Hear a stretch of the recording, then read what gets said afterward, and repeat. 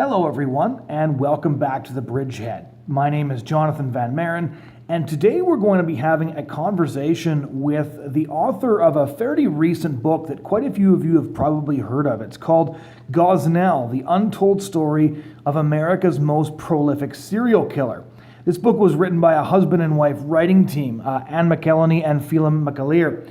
And I believe I met one of them at Kermit Gosnell's trial on the final day, because I actually remember meeting an Irish journalist there. That was a couple of years ago, of course. But now they've got this book. It turns out they found this to be an extraordinarily fascinating story.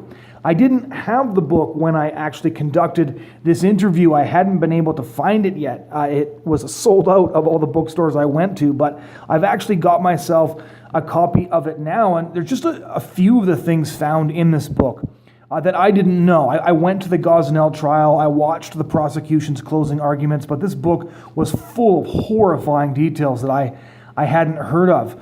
For example, it showed that Gosnell was one of the biggest suppliers of illegal prescriptions in the entire state of Pennsylvania. One fact that was just appalling, that shows up pretty early in the book, is that Gosnell was actually allowed to perform an abortion in the middle of a police raid. Yeah, you actually heard that right. I'm not going to tell the whole story. You can pick up the book for that, but just truly appalling.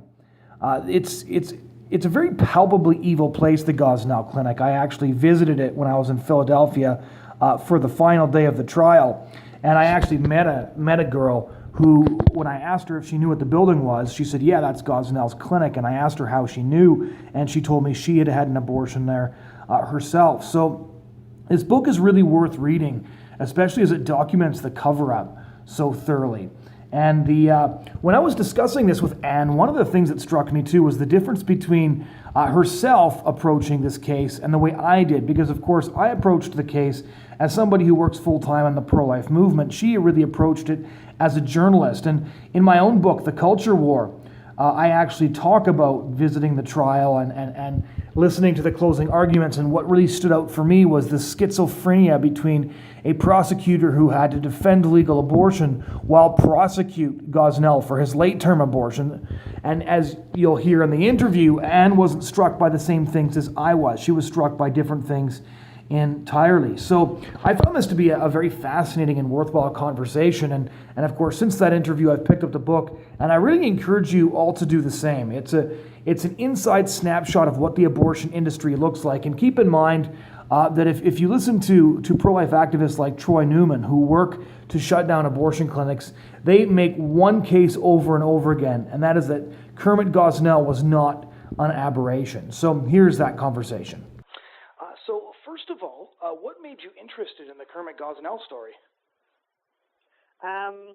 Well, I'm a journalist, and I like stories that are not getting reported by anybody else. I mean, that's a niche market that's very appealing, you know. This story didn't get as much media attention as it should have done, so I was very happy to pick up the slack where other journalists didn't think this was a story. What made you notice it first? Because I know a lot of mainstream journalists didn't even hear about the story until a concerted social media campaign changed that.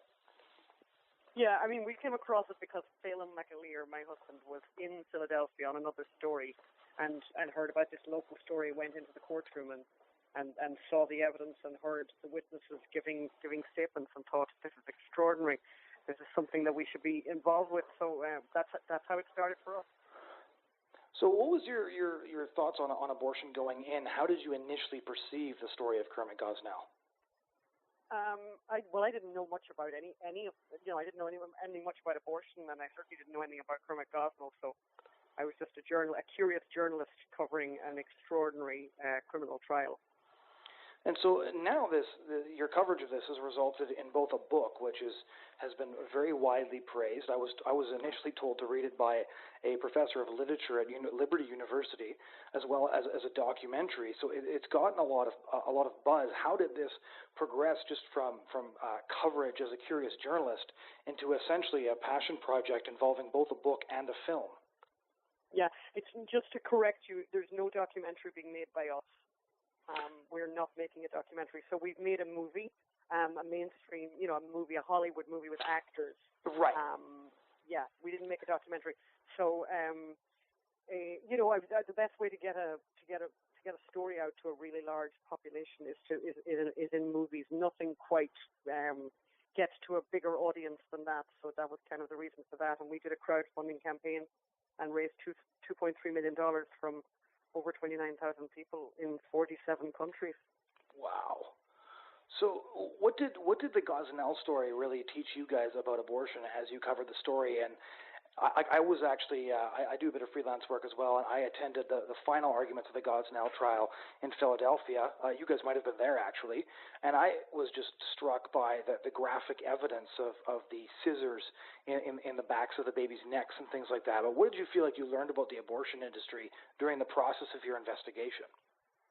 I think obviously, some of the people who took to the witness stand were, legal abortionists who described the abortion process. I mean, I think it's pretty barbaric, and for people who don't know much about it or have been, told that it's all very, clinical or whatever, it's quite an education. So I think we were quite shocked by, and also just learning about the abortion law in America, which, you can have an abortion 40 weeks right up to the end of a pregnancy. I think a lot of people don't know that.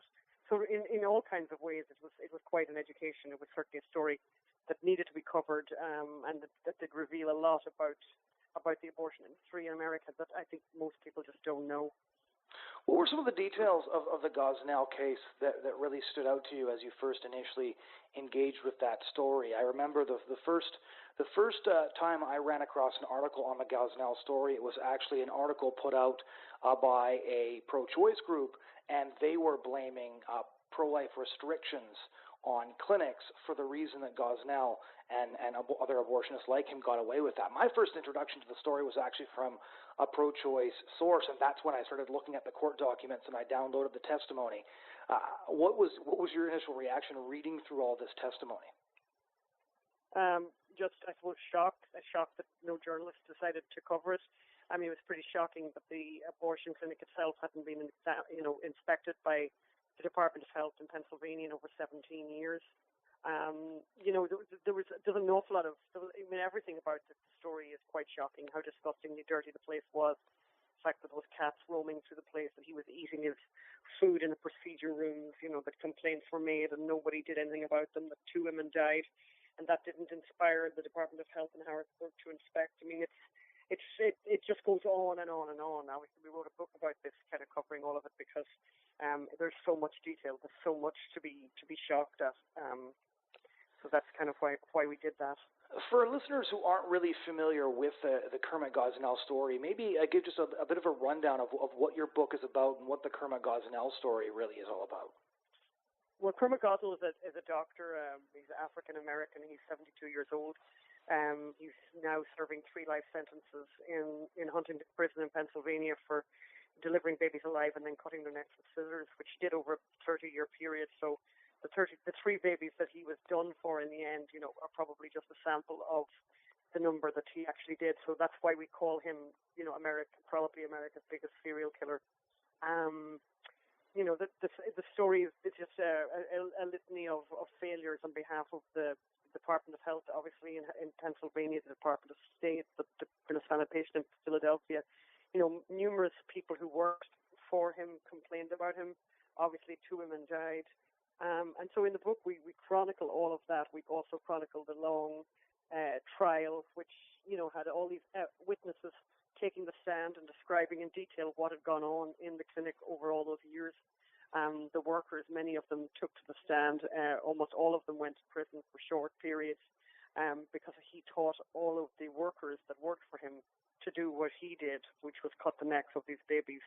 And that's what they did when he wasn't there. The babies were delivered alive. He didn't attempt, in a lot of cases, to even try to abort them. He filled the women up with drugs that made them dilate, and the children basically fell out, is how somebody described them on the stand. So it's it's an absolutely extraordinary story, and extraordinary that, as I said, that it didn't get any kind of coverage.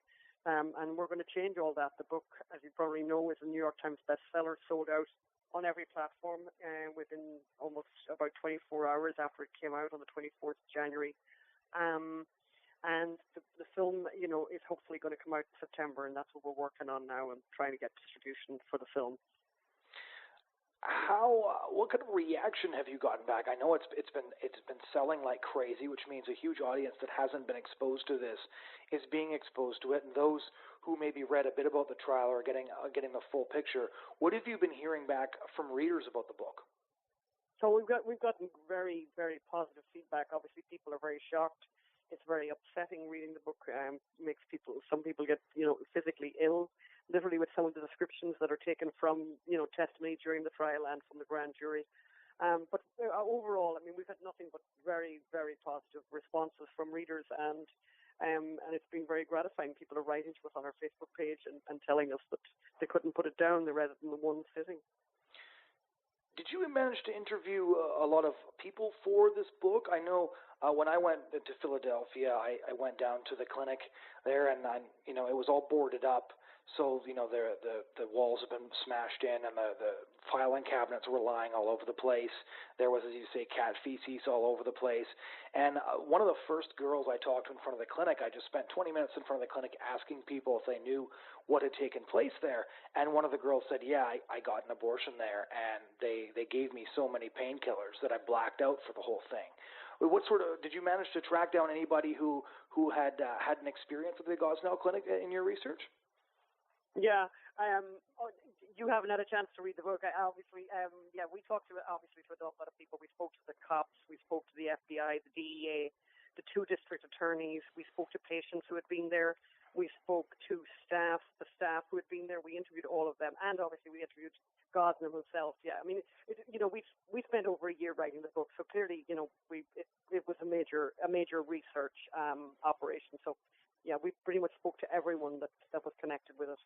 Yeah, I actually have a copy for myself coming in online because your book sold so well that by the time I got to the bookstores here in Canada, there were no copies left. I love it. Well, the EBook, the great thing is that you can always get an EBook. You can always download the EBook, even when it's sold out in paperback or in the hardback. You can get the EBook and you can get the audiobook, which in fact I actually read the audiobook myself, and it's also selling very, very well. But the EBook is available. What's great about the EBook, it's available everywhere, like all the time, and a lot of people like to do that. They don't even need to get a Kindle for that. Any device it can be downloaded onto. Oh, perfect. And just for our listeners, where would the best place to get this EBook be? Yeah, just go to gosnellbook.com. Gosnellbook.com. GOSNELL book.com, and they'll find the book in all the formats there. So what's the ambition for the book beyond just as a journalist? You're covering a true crime story with many dimensions. It's a very dramatic story in many ways, but the amount of time you've spent on the book and the film, and you've kind of dedicated yourself to the publicization of this story. What are your ambitions beyond just good journalism? I don't know. I'm not sure what the answer to that is. I'm a journalist, so that's the reward in itself. I mean, that's what we want to do, is be good journalists and tell these stories. So, and obviously just getting it out there. That's the ambition. The ambition is that the film will be watched, and the ambition is that the book will be read. That's us.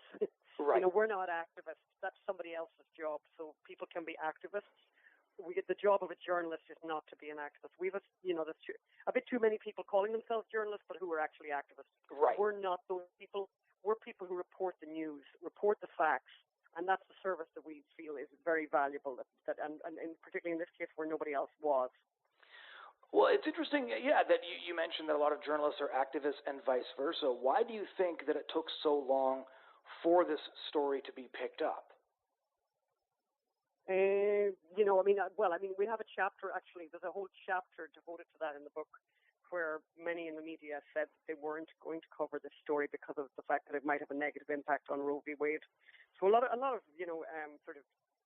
lefty journalists really just didn't want to touch it for that very reason, So we have, as I said, we did a whole chapter in the book. We, interviewed a lot of people. We quoted a lot of people in the media who described exactly why it was, but they wouldn't cover the case, So it's extraordinary. I mean, everything about this story is extraordinary. But I have to say, the media's complicity in trying to cover it up is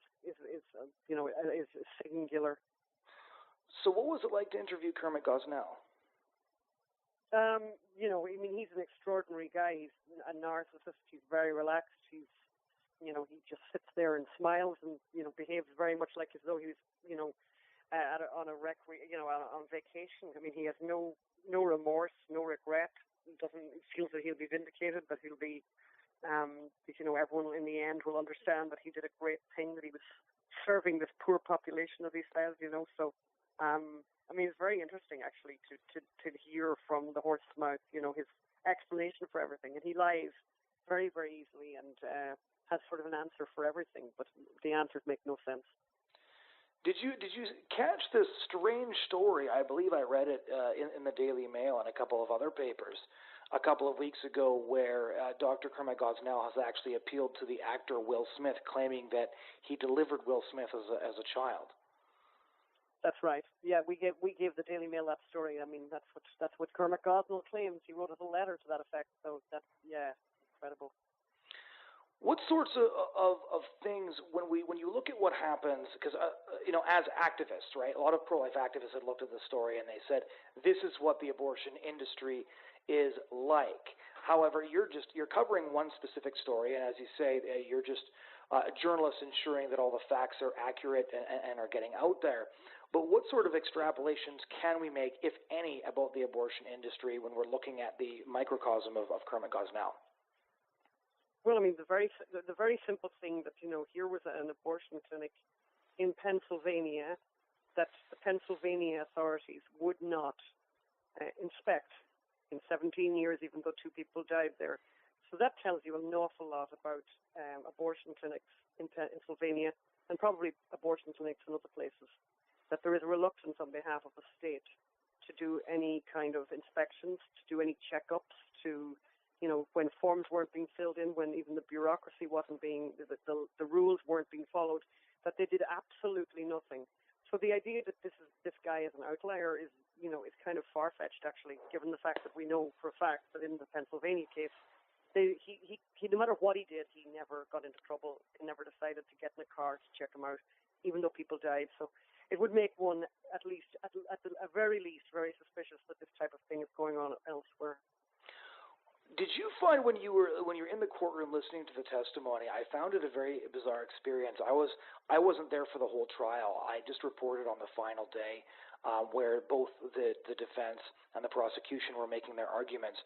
But what struck me about the prosecution's argument in court was the way that he continually attempted to and failed to distinguish between abortion and infanticide. He would be trying to make these very compelling arguments against Dr. Kermit Gosnell's practice of snipping, and then he would try to distinguish it from abortion, but have a very difficult time to do so, especially because the testimony from abortionists that they were trying to convict Gosnell on were very clear about things such as the baby has to be manually dismembered and removed, and that's why Gosnell's actions were illegal, because he delivered the baby alive and then killed it. Did you find that there was almost a schizophrenia about the way the arguments proceeded? No, I definitely didn't find that myself. I thought it was pretty rational, pretty logical. I mean, what they needed to establish was whether or not the children were alive. That was really what it all came down to, and whether or not there was sufficient evidence to prove that they actually ever lived. And that was kind of where everything hinged, because if the children weren't alive, then it was an abortion, and then it's fine. So the whole thing was about whether or not the children were delivered alive. Did they move? Did they breathe? Did their chest go up and down? Did an arm go back and forth? That was the thing that they were arguing about. And obviously McMahon was saying that didn't happen, and the prosecution was saying it did. And the prosecution had a lot of witnesses who it was not in their interest to say that happened, but they said that happened, that the children were moving and breathing, and they had lots and lots of cases where they said that, and in the end it was the 3 that did them. When we look at the case overall, because eventually it did get a lot of mainstream media coverage, and when the mainstream media coverage, like Anderson Cooper, I think, was one of the first big journalists to break and cover the story, but then there was a lot of pushback from abortion groups saying, well, this is just because abortion rights are under attack everywhere, and pro-lifers essentially create the conditions for Kermit Gosnell, and they kind of threw him under the bus, which I know in some interviews he was really bothered by, because as you say, he really felt like he was just doing this population a service. Do you think that overall coverage of the Gosnell story did hurt the reputation of the abortion industry, as a lot of journalists initially feared? It's hard to know, but I think, even though you say that the mainstream media eventually did turn up, and they did, it was so brief, and it was so small, the amount of coverage they gave to the case, that I thought it didn't make an impact. I mean, most people in America have never heard of Gosnell. I know pro-life people who've never heard of Gosnell.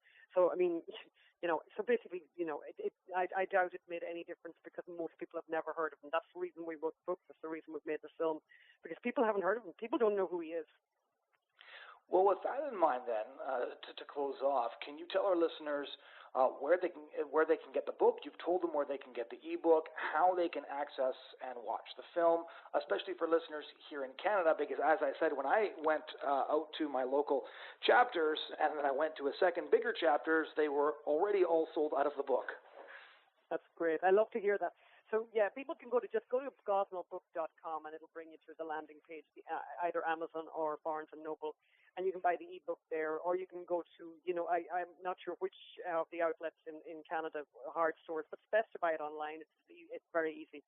Just go to gosnellbook.com, and if you want to find out about the movie, go to gosnellmovie.com. As I said, the movie is not out yet. We're hoping for a release in September, and we're hoping that the film will then be released in Canada and Australia and all these other places where we got a lot of support from people who wanted the movie to be made, wanted us to get this story out there. So, gosnellbook.com, gosnellmovie.com, and I really appreciate all help, and people buy the book. Please buy the book, buy the audio book, and if you want, you can give $1 to the gosnellmovie.com just as a vote in favor of getting this film out there. We need all the help we can get. Well, fantastic. Thank you so much for taking the time to talk to us about this. Thanks a million. I appreciate it. Bye now. Bye.